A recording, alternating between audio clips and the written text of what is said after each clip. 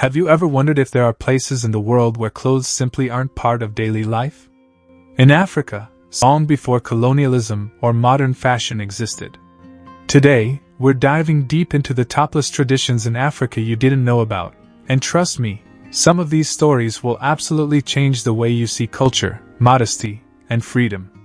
It's not just about nudity, it's about identity, honor, and heritage. To truly understand these traditions, we have to go way back, to a time before outsiders arrived and tried to rewrite what was considered proper. Let's start with the Himba of Namibia.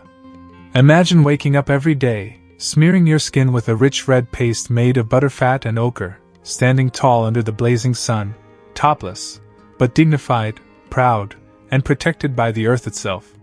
For the Himba women, going topless isn't seen as provocative or taboo. It's a symbol of beauty, strength, and a deep connection to their ancestors. The red paste? It's called a jais, a mixture that not only protects their skin from the sun but also holds spiritual meaning. But why do the Himba women remain topless even today? It's simple: tradition, climate, and resistance to outside pressure. When European colonizers tried to impose dress codes, the Himba proudly said no. For them, their traditions were not something to be ashamed of, they were sacred. And here's where things take an unexpected turn. The Himba aren't the only ones. Across the continent, the Surma and mursi of Ethiopia. If you've ever seen photos of African women with large lip plates, you've seen the Surma and mursi tribes.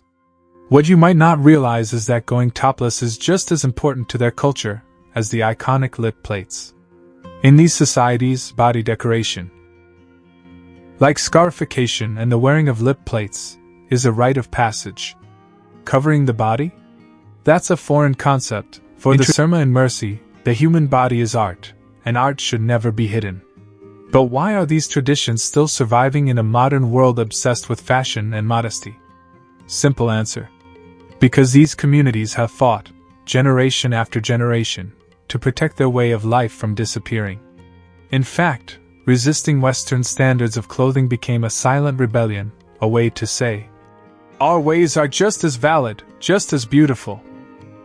Another surprising tradition comes from the Dinka people of South Sudan. One of Africa's tallest ethnic groups, the Dinka are pastoralists, cattle herders who live close to nature. Traditionally, Dinka women wore little or no clothing on the upper body, especially before marriage. Adorned with intricate beaded jewelry, their beauty was measured by grace, strength, and their deep connection to the land.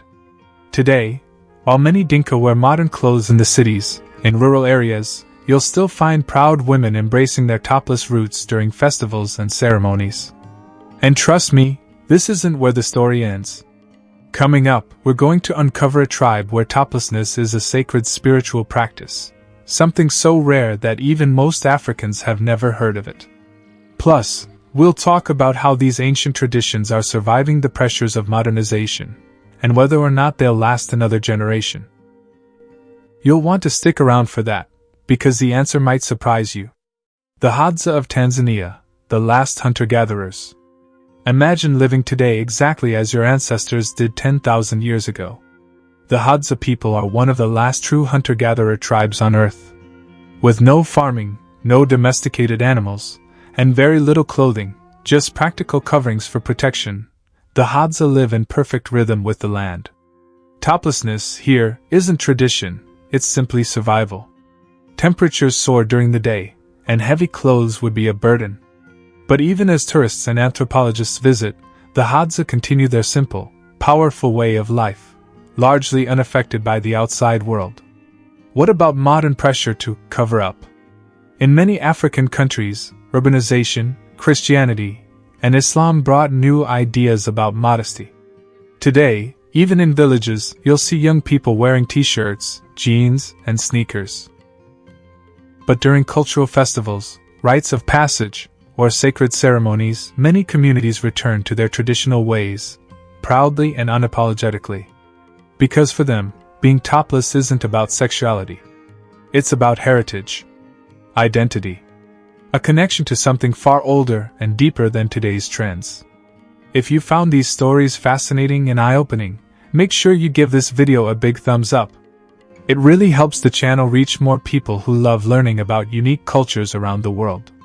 Subscribe and hit that bell icon so you never miss our next deep dive into hidden traditions, lost tribes, and stories you won't find anywhere else.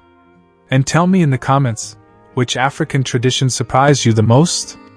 I love hearing your thoughts and having real conversations down there. Thanks for watching, and I'll see you in the next one.